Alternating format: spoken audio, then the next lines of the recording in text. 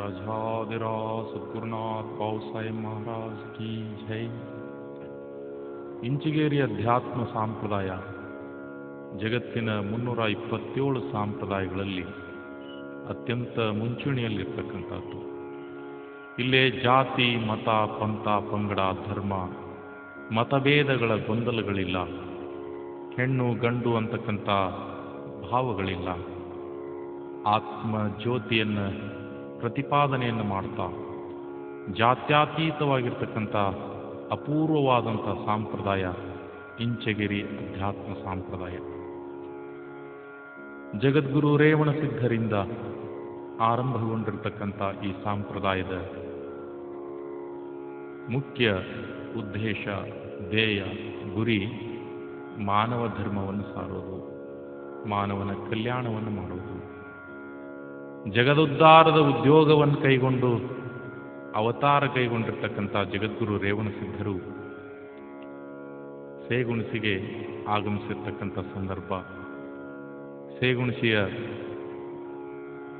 ಪಾಟೀಲ್ರ ಮನೆತನದಲ್ಲಿ ಹುಟ್ಟಿರ್ತಕ್ಕಂಥ ಹುಡುಗ ಸಿದ್ಧ ಅಂತ ಹೇಳಿ ಅವನ ಹೆಸರು. ಅವನ ಗುಣಲಕ್ಷಣಗಳನ್ನು ಕಂಡಿರ್ತಕ್ಕಂಥ ಜಗದ್ಗುರು ರೇವಣಸಿದ್ಧರು ತಮ್ಮ ಜೊತೆಗೆ ಆತನನ್ನು ಕರೆದುಕೊಂಡು ಹೋಗಿ ಉಪದೇಶವನ್ನು ನೀಡ್ತಾರೆ. ಜೊತೆಗೆ ಸಿದ್ಧಗಿರಿಗೆ ಬರ್ತಾರೆ.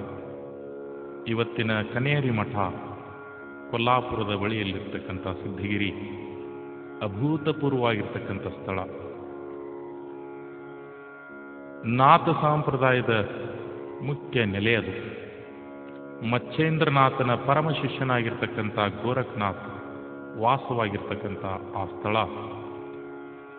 ಅಲ್ಲಿಯ ತಪೋಭೂಮಿ, ಹಲವಾರು ಸಿದ್ಧರನ್ನು ತನ್ನ ಕೈವಶದಲ್ಲಿ ಇಟ್ಟುಕೊಂಡು ಸಿದ್ಧರನ್ನು ಆಳ್ತಾ ನಾಥ ಸಂಪ್ರದಾಯದ ಬೇರನ್ನು ಬಿಟ್ಟಿರ್ತಕ್ಕಂಥ ಸಂದರ್ಭ.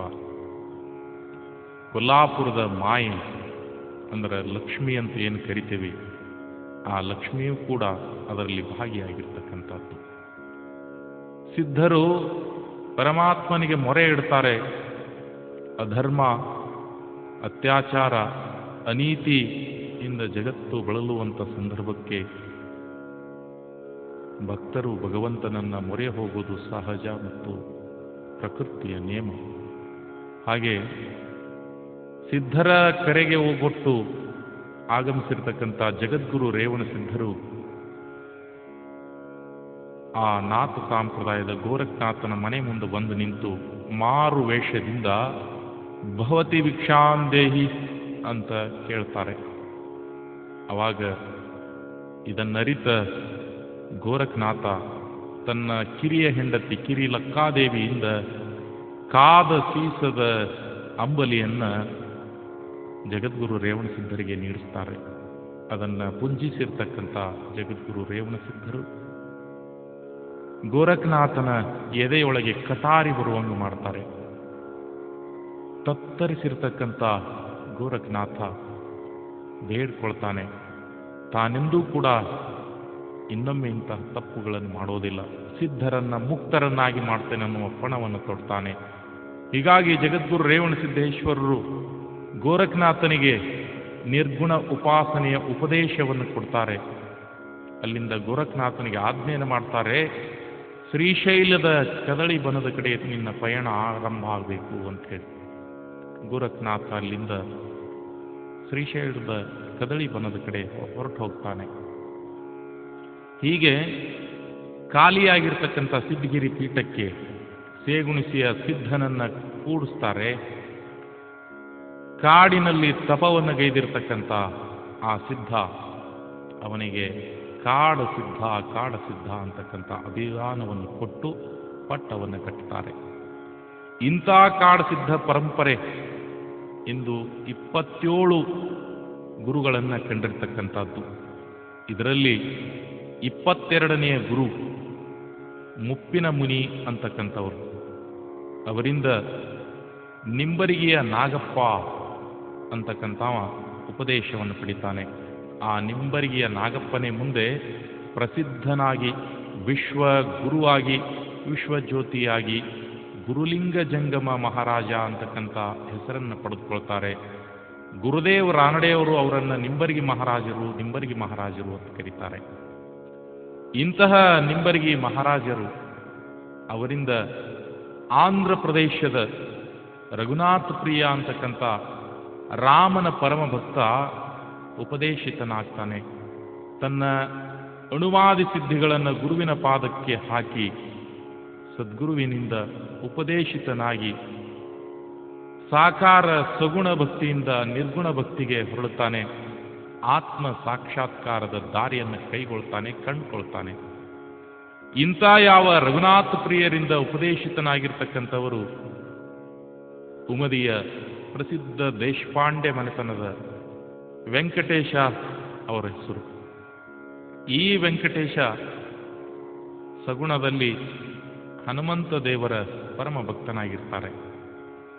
ಈ ಭಕ್ತಿಯನ್ನ ಮುಂದೆ ನಿರ್ಗುಣಕ್ಕೆ ಗುರುಲಿಂಗ ಜಂಗಮ ಮಹಾರಾಜರು ತಿರುಗಿಸ್ತಾರೆ. ರಘುನಾಥ ಪ್ರಿಯ ಸಾಧು ಬುವಾರಿಂದ ಉಪದೇಶಿತನಾದರೂ ಕೂಡ ನಿಂಬರ್ಗಿ ಮಹಾರಾಜರಿಂದನೇ ಹೆಚ್ಚು ಬೆಳಕನ್ನು ಕಾಣ್ತಾನೆ.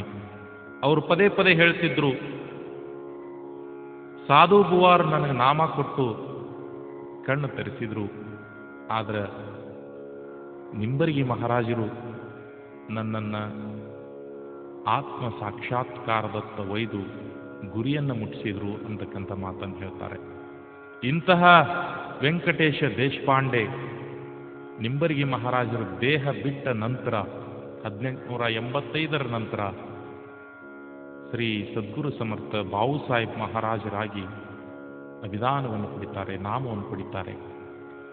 ಜಗತ್ ಕಲ್ಯಾಣಕ್ಕಾಗಿ ತಮ್ಮ ಸಂಪತ್ತನ್ನು ಸೂರೆ ಮಾಡಿ ಗುರು ಕೊಟ್ಟಿರ್ತಕ್ಕಂಥ ನಾಮವನ್ನು ಮನೆ ಮನೆಗೆ, ವ್ಯಕ್ತಿಯಿಂದ ವ್ಯಕ್ತಿಗೆ, ಮನಕ್ಕೆ ತಲುಪಿಸುವ ಕೈಂಕರ್ಯವನ್ನು ಕೈಗೊಳ್ತಾರೆ.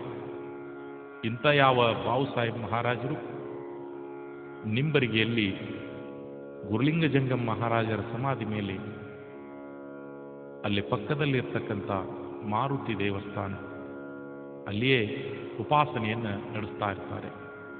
ಕಾರಣಾಂತರಗಳಿಂದ ಬಾವು ಸಾಹೇಬ್ ಮಹಾರಾಜರಿಗೆ ಜೊತೆಗೆ ನಿಂಬರ್ಗಿ ಮಹಾರಾಜರಿಗೆ ಭಕ್ತಿಯ ಪ್ರಸರಣ ಇಂಚಗೇರಿಯತ್ತ ಕಾಲನ್ನು ಹಾಕುವಂಥದ್ದು. ಅಲ್ಲಿನ ಗೌಡತಿ ನಿಂಬರ್ಗಿ ಮಹಾರಾಜರ ಸಮಾಧಿಯ ಮೇಲೆ ಒಡ್ಡನ್ನು ಹಾಕಿಸುವಂಥ ಸಂದರ್ಭ.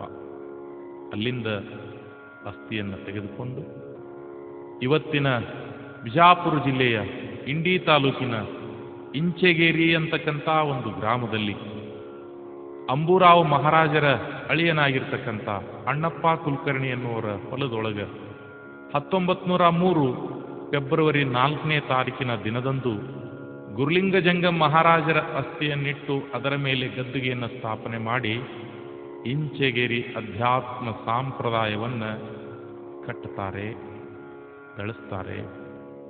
ಈ ಇಂಚಗೇರಿ ಅಧ್ಯಾತ್ಮ ಸಂಪ್ರದಾಯವೇ ಸಾಗರದೋಪಾದಿ ಒಳಗೆ ಇವತ್ತು ಹರಿದು ನಿಂತಿರ್ತಕ್ಕಂಥದ್ದು. ಜ್ಞಾನದ ಗಂಗೆಯನ್ನು ಭೂಲೋಕಕ್ಕೆ ತಂದಿರತಕ್ಕಂಥದ್ದು. ಭಗೀರಥ ಹೇಗೆ ಶಿವನ ಜಟೆಯಲ್ಲಿರ್ತಕ್ಕಂಥ ಗಂಗೆಯನ್ನು ಭೂಮಿಗೆ ತನ್ನೋ, ಅದೇ ಓಪಾದಿ ಒಳಗೆ ಸದ್ಗುರು ಸಮರ್ಥ ಬಾವು ಸಾಹೇಬ್ ಮಹಾರಾಜರು ಜ್ಞಾನ ಗಂಗೆಯನ್ನು ಭೂಲೋಕಕ್ಕೆ ತಂದಿರತಕ್ಕಂಥ ಪರಮ ಪುರುಷ, ಪರಮಾತ್ಮ ಸ್ವರೂಪಿಯಾಗಿರ್ತಕ್ಕಂಥವರು. ಇಂತಹ ಬಾವು ಸಾಹೇಬ್ ಮಹಾರಾಜರಿಂದ ಸ್ಥಾಪಿತವಾಗಿರ್ತಕ್ಕಂಥ ಇಂಚಗೇರಿ ಅಧ್ಯಾತ್ಮ ಸಂಪ್ರದಾಯ ಇವತ್ತು ಜಗತ್ತಿನಾದ್ಯಂತ 1700 ಶಾಖಾ ಮಠಗಳನ್ನು, ಆಶ್ರಮಗಳನ್ನು ಹೊಂದಿರತಕ್ಕಂಥದ್ದು. 6 ಕೋಟಿ ಜನ ನಾಮಧಾರಿಗಳನ್ನು ಹೊಂದಿರತಕ್ಕಂಥದ್ದು. ಲಕ್ಷದ ಮೇಲೆ ಹೆಚ್ಚು ಜನ ಗುರುಗಳನ್ನು ಈ ಸಂಪ್ರದಾಯ ಜಗತ್ತಿಗೆ ಕೊಡುಗೆಯಾಗಿ ಕೊಟ್ಟಿರ್ತಕ್ಕಂಥದ್ದು.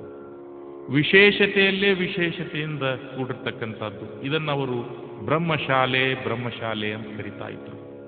ಇಂಥ ಬ್ರಹ್ಮಶಾಲೆಯಲ್ಲಿ ಉತ್ಪನ್ನವಾಗಿರ್ತಕ್ಕಂಥ ತತ್ವಪದಗಳನ್ನು ತಾವೆಲ್ಲ ಆಲಿಸಿ ಆನಂದ ಹೊಂದಿ ಜೀವನ್ಮುಕ್ತಿಯತ್ತ ನಿಮ್ಮ ಚಿತ್ತವನ್ನು ಬಿತ್ತರಿಸಬೇಕು ಅಂತ ಕೇಳ್ತಾ ಈಗ ತತ್ವಪದಗಳನ್ನು ತಾವೆಲ್ಲ ಆಲಿಸಿ